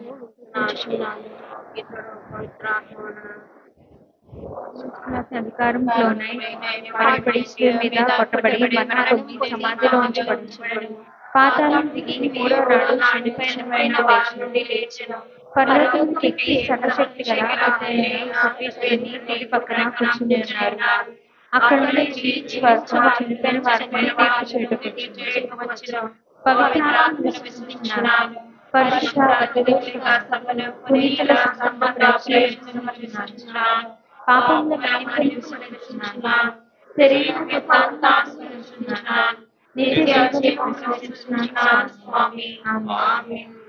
విశ్వాసుల ప్రార్థన. ప్రియమైన సహోదరి సహోదరులారా, ఈరోజు మనం దివ్యగ్రంథ పట్టణంలో విన్నాం ఏ విధంగా అపోస్తులందరూ కూడా పునరుత్థాన క్రీస్తుకి సాక్ష్యంగా నిలిచి సాక్ష్యం ఇచ్చారు. ధైర్యంతో, విశ్వాసం, నమ్మకంతో ఎందుకు మరలా ముందుకు వెళ్ళారు. అదే విశ్వాసాన్ని, నమ్మకాన్ని, ధైర్యాన్ని మనకు అనుగ్రహించమని చెప్పేసి విశ్వాసుల ప్రార్థన ద్వారా దేవుని వేడుకుందాం. మన ఆత్మల కాపరుల కొరకు మంచి కాపరి అనే క్రీస్తు వారికి అప్పగించిన మందను వారి వివేకముతో కాచి కాపాడుటకు కావలసిన శక్తిని వసగమని. ఓ ప్రభువా, మా ప్రార్థన ఆలకించండి. సమస్త ప్రపంచము కొరకు క్రీస్తు జగతికి శాంతిని ప్రసాదించిన వాస్తవమును ప్రపంచ ప్రజలందరూ గ్రహించినట్లు ఓ ప్రభువా, మా ప్రార్థన ఆలకించండి. వేదనలు అనుభవించు మన సహోదరి సహోదరుల కొరకు బాధలలో ఉన్న మన సహోదరి సహోదరుల దుఃఖము ఎవరునూ వారిని తొలగింపలేని సంతోషముగా మారినట్లు ఓ ప్రభువా, మా ప్రార్థన ఆలకించండి. మన క్రైస్తవ సంఘము కొరకు క్రీస్తు ఉత్థానమునకు ఈ క్రైస్తవ సంఘము దృఢ విశ్వాసముతో సాక్ష్యం ఇచ్చినట్లు దీవించమని ఓ ప్రభువా, మా ప్రార్థన ఆలకించండి. ఓ ప్రభువా, మా ప్రార్థన ఆలకించండి. మౌనంగా మన యొక్క సొంత అవసరాలను ప్రార్థన చేద్దాం. మరి ముఖ్యంగా 7వ తారీఖున పోపు గారి యొక్క ఎన్నిక ప్రక్రియ ప్రారంభమవుతుంది. దేవుడు పవిత్రాత్మ శక్తితో ఎవరైతే ఎన్నికలో పాల్గొనబోతున్నారో ఆ కార్డినల్ బిషపులందరినీ కూడా దేవుడు దీవించి వారికి పవిత్రాత్మ అనుగ్రహాలు దయచేయాలని, పవిత్రాత్మ పూరితులై వారు ఫ్రాన్సిస్ పోపు గారు లాంటి ఒక మంచి నాయకుని, మరి తిరుసభకు నాయకులుగా పోపు గారు ఎన్నుకొని అలాంటి భాగ్యం కలిగించే విధంగా ఓ ప్రభువా, మేము చేయి ప్రార్థన ఆలకించండి. ఈ మనోదుడైన క్రీస్తు ద్వారా మీకు అర్పిస్తున్నాం తండ్రి.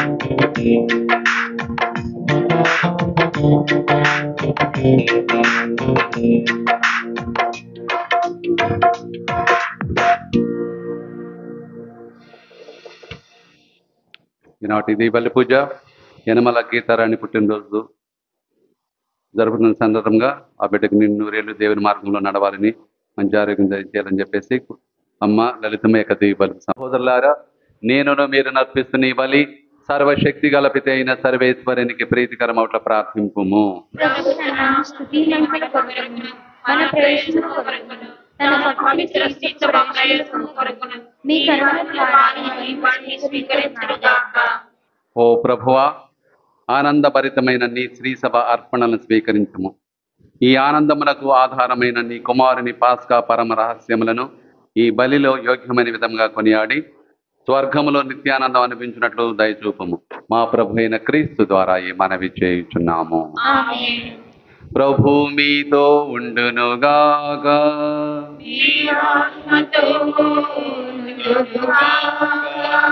మీ మనస్సులను ఉన్నతమునకు త్రిప్పుము.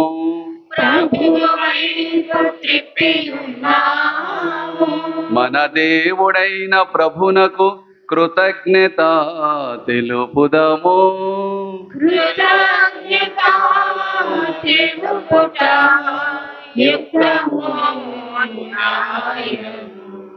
ఓ ప్రభువా, మేము ఎల్లప్పుడూ నీకు కృతజ్ఞత చెల్లించుటయు మా పాస్కా క్రీస్తు బలి నీ కాలమున నిన్ను ఎక్కువగా స్తుతించి మహిమపరచుట యుక్తము, న్యాయము, ధర్మము, రక్షణదాయకము. ఏలైనా పాపముతో నిండిన పాత స్థితి వినాశనము కాగా పతనమైన విశ్వము నూతనీకరింపబడినది. క్రీస్తునందు సమగ్రమైన జీవనం మనకు లభించినది. ఈ విధముగా క్రీస్తునందు ఒక క్రొత్త యుగము ప్రారంభమైనది. కావున ప్రతి దేశము ప్రతి ప్రజ పాస్కానందముతో పొంగుతూ నిన్ను స్తుతించుచున్నది. పరలోక శక్తులను దూతల దళములను నీ మహత్వమును నిరతము కీర్తించుట ఎట్లనగా,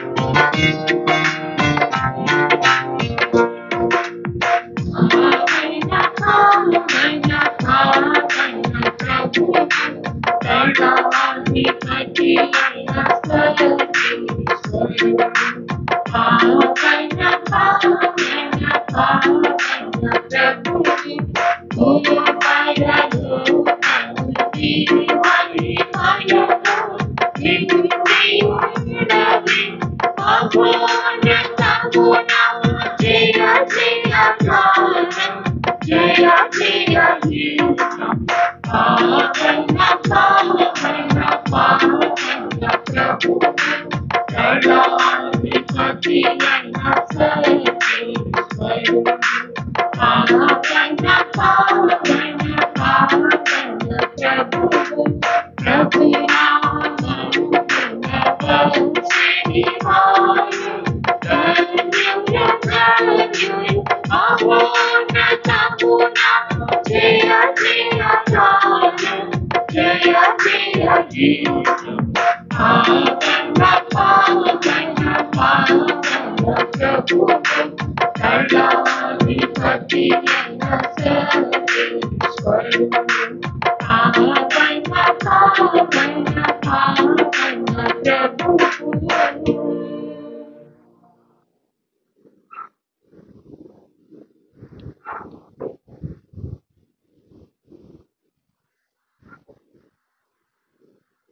పావన పిత, నీవు నిఖముగా పవిత్రుడవు, నీ సృష్టి అంతయు నిన్ను స్తుతించుట యుక్తము.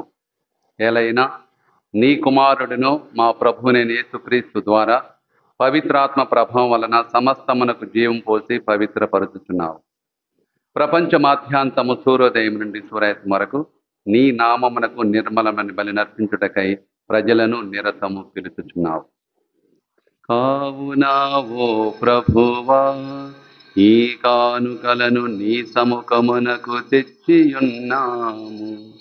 పవిత్రాత్మ ద్వారా వీరిని పవిత్రపరచ బ్రతిమాలు కొనుచున్నాము.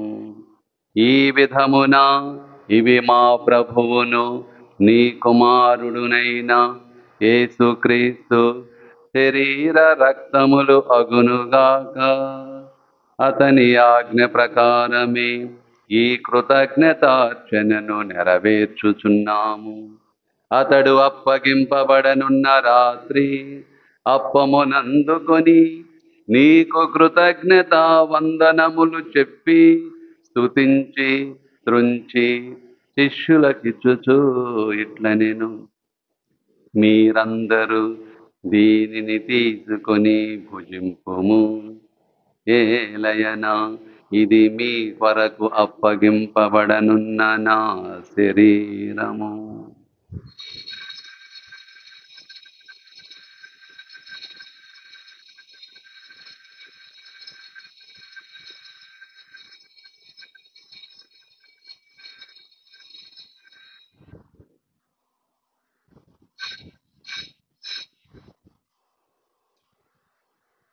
ఆ విధముగానే భోజనానంతరము పాత్రమునందుకొని మీకు కృతజ్ఞతా వందనములు చెప్పి స్తుతించి శిష్యులకిచ్చుచు ఇట్లనెను: మీరందరూ దీనిని తీసుకొని దీని నుండి పానము చేయము.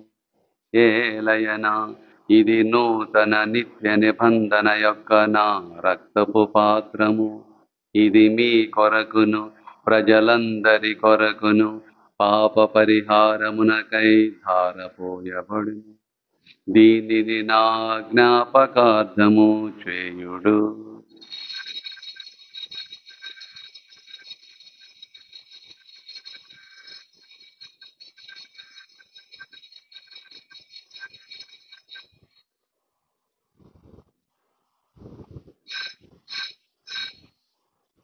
ఇది విశ్వాస రహస్యము.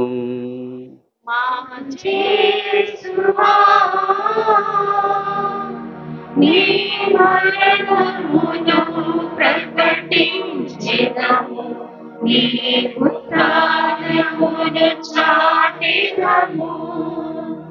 మీరు మరణవచ్చు వరకు మేము వేచి ఉందుము. మేము వేచి ఉందుము. కనుక తండ్రి, నీ కుమారుని రక్షణాత్మక శ్రమలను, అద్భుతమైన ఉత్థానమును, మోక్షారోహణమును స్మరించుచు అతడు మరల వేంచిన ఎదురు చూసి మేము ఈ పవిత్ర జీవన బలిని కృతజ్ఞతతో నీకు అర్పించుచున్నాము. నీ పవిత్ర శ్రీ సభ యొక్క కానుకను ప్రీతితో వీక్షింప బ్రతిమాలు కొనుచున్నాము. తన మరణం ద్వారా మమ్మ నీతో సఖ్యపరిచిన నీ కుమారుని బలిని స్వీకరింపము. మేమతని శరీర రక్తములతో పోషింపబడి పవిత్రాత్మతో నింపబడి అతని యందు ఏక శరీరము ఏక మనస్సు కలిగి ఉన్నట్లా దయచూపుము. వారే మమ్మ మీకు నిత్య అర్పణముగా రూపొందించునుగాక. మీరు ఎన్నుకొనిన పుణ్యాత్ములతోనూ ముఖ్యముగా పవిత్ర కన్యయు దేవమాత అయిన మరియ మాతతోనూ ఆమె భర్త అయిన పునీత యేసేపు గారితోనూ ధన్యులని మీ అపోస్తులతోనూ వేద సాక్షులతోనూ సకల పునీతులతో పాటు మమ్మును మోక్ష భాగ్యమునకు వారసులను చేయము. ఏలైనా వీరి విజ్ఞాపన ప్రార్థనల నిరవధిక సహాయంపై మేము ఆధారపడి ఉన్నాము.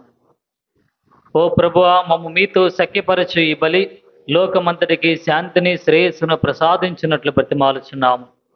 ఈ లోకమున యాత్ర చేయి మీ శ్రీ సభను, మా జోసెఫ్ రాజారావు పీఠాధిపతిని, తదితర పీఠాధిపతులను, గురువులందరినీ, మీరు సంపాదించుకున్న ప్రజలందరినీ విశ్వాసమందును ప్రేమయందును దృఢపరపుము. మీ చిత్త ప్రకారం మీ సముఖమున చేరి ఉన్న ఈ ప్రజల మనవులను ఆలకింపుము. దయగల తండ్రి, నలుదశలు చెదిరి ఉన్న మీ బిడలందరినీ కనికరించి మీతో ఐక్యపరచుకునుము.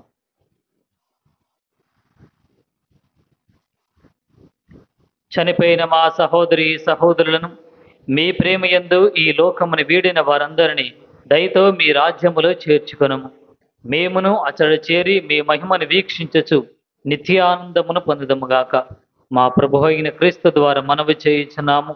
వారి ద్వారా మీరు సకల మేలులను లోకమును దయచేయుచున్నారు.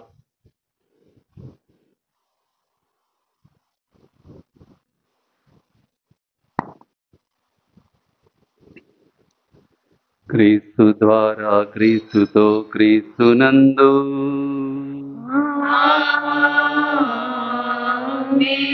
సర్వశక్తి గల పిత అయిన సర్వేశ్వర పవిత్రాత్మతో ఏకమయ్యుండు నీకు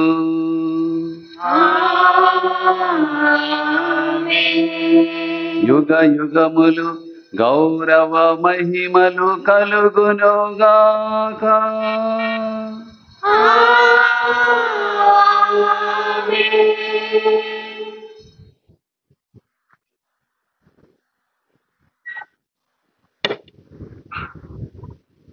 మన రక్షకుడిచ్చిన పరమోపదేశం అనుసరించి ప్రార్థింప సాధించము.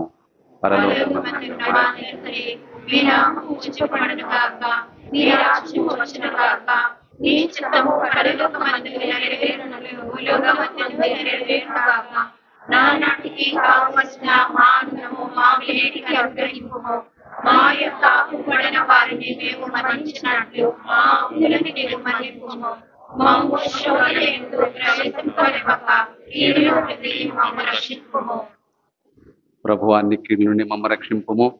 మా ఈ రోజులలో మాకు శాంతిని ప్రసాదింపుము. నీ దయానుగ్రహం వలన పాపము నుండి మా విముక్తులని చేసి అన్ని కలత నుండి సర్వదా కాపాడము. మీ మోక్షానందమును మా రక్షకుని యేసుక్రీస్తు ఆగమమును నిరీక్షించుచుందము.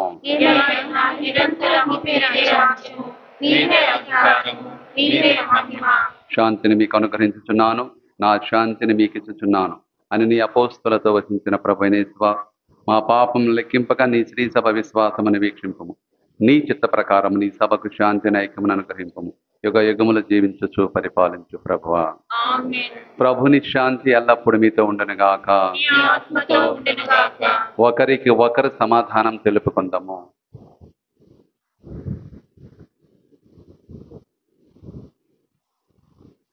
సర్వేశ్వరుని గొర్రెపిల్ల, లోక పాపములను పరిరక్షించు ప్రభువా, మాకు దయచూపుము.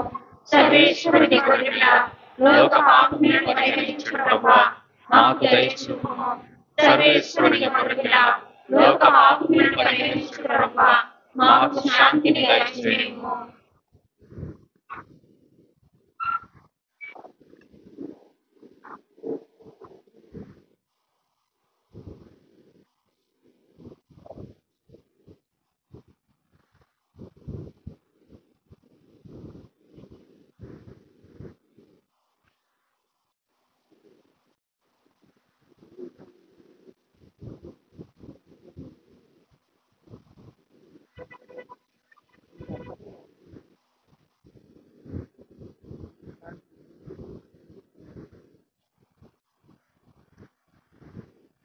ఇదిగో సర్వేశ్వరుని గొర్రెపిల్ల, ఇదిగో లోక పాపములను పరిహరించు దేవుని గొర్రెపిల్ల.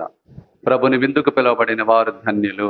ప్రభువా, మీరు నా ఇంట ప్రవేశించినప్పుడు నేను పాత్రుడను కాను, కానీ మీరు ఒక మాట పలికినా నా ఆత్మ స్వస్థత పొందును.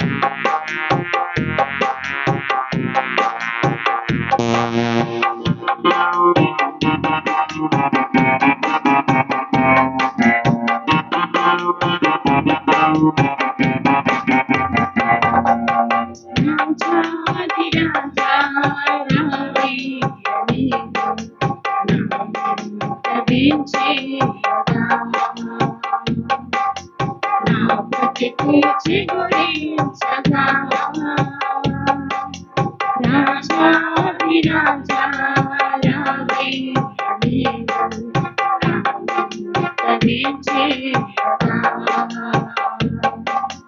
నా బ్రతుకు చిగురించగా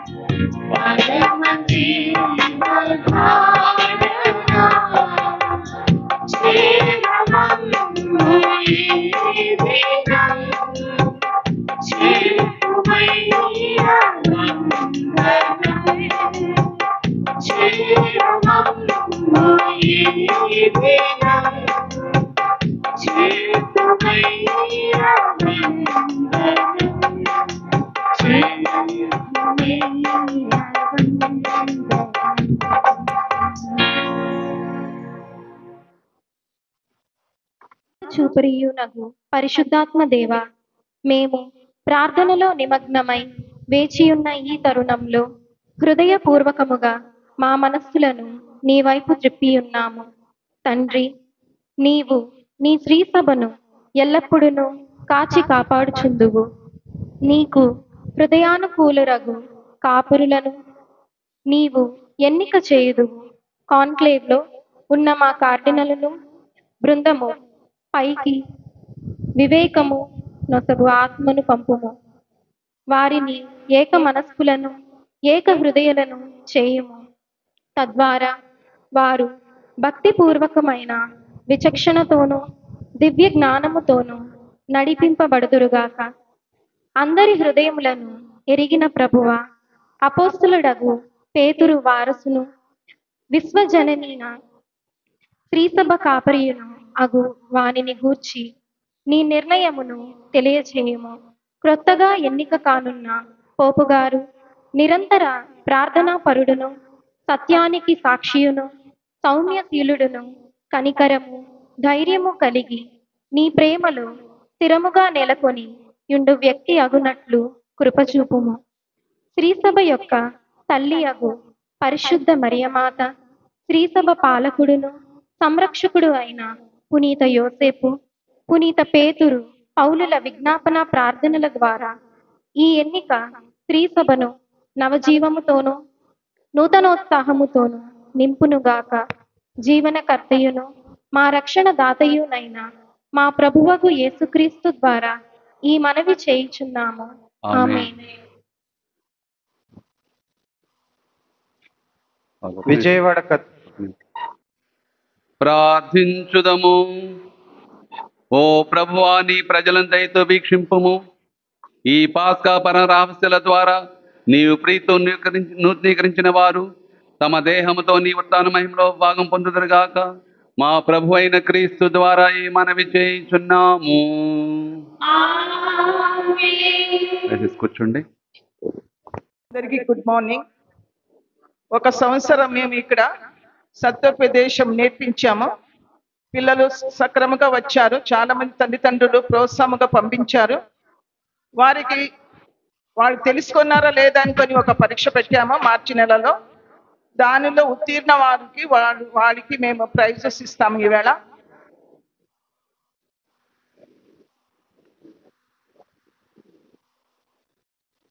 ఫాదర్ గారు కూడా చాలా ప్రోత్సహించారు. పిల్లలు పరీక్ష రాసిన వాళ్ళు ఇప్పుడు వాళ్ళు బహుమతి స్వీకరిస్తున్నారు. ఫాదర్ గారిని వాళ్ళకి బహుమతిని ఇవ్వాలని ప్రోత్సహిస్తున్నాము, అడుగుతున్నాము.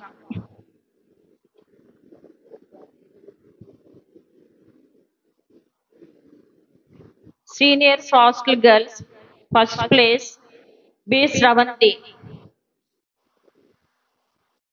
Second place, B. Sanjana. Third place,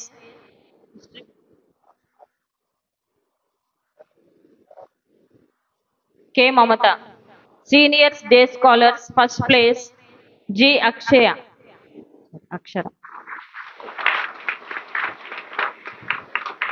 Second place, M. Yashwant.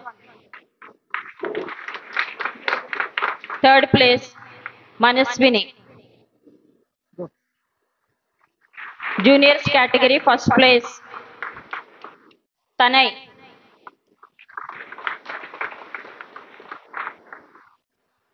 Second place, Akshay. Third place, Arnav. Sub-juniors category, first place, Santosh.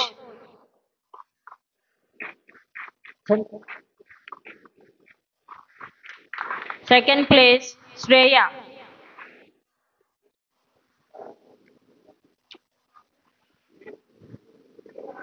Arohan. Yes. Third place.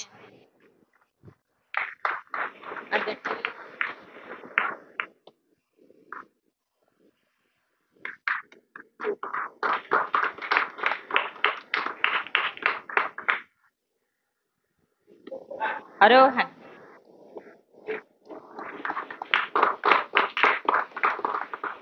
Special prize, Jessica.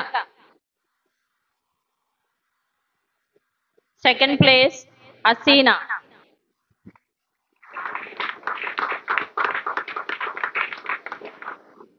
Thank you, Father. ముఖ్యంగా సిస్టర్స్కి ధన్యవాదాలు. వాళ్ళు class తీసుకోవడంతో పాటు ఈ విధంగా మరి పిల్లల్ని ప్రోత్సహించడానికి ఎగ్జామ్ కూడా పెట్టడం జరిగింది. చాలా సంతోషం. I thank you sisters. మీరు have done wonderful work. Last year అంతా కూడా చాలా బాగా చేశారు. కమ్యూనియన్కి బదన బ్యాంక్ కూడా తయారు చేశారు. సో విచారణ తరఫున అందరి తరఫున, విచారణ సంఘ సభ్యుల తరఫున అందరు కూడా ధన్యవాదాలు తెలియజేస్తాం. మీ ముఖ్యంగా సిస్టర్స్కి. ప్రభు మీతో ఉండునుగాక.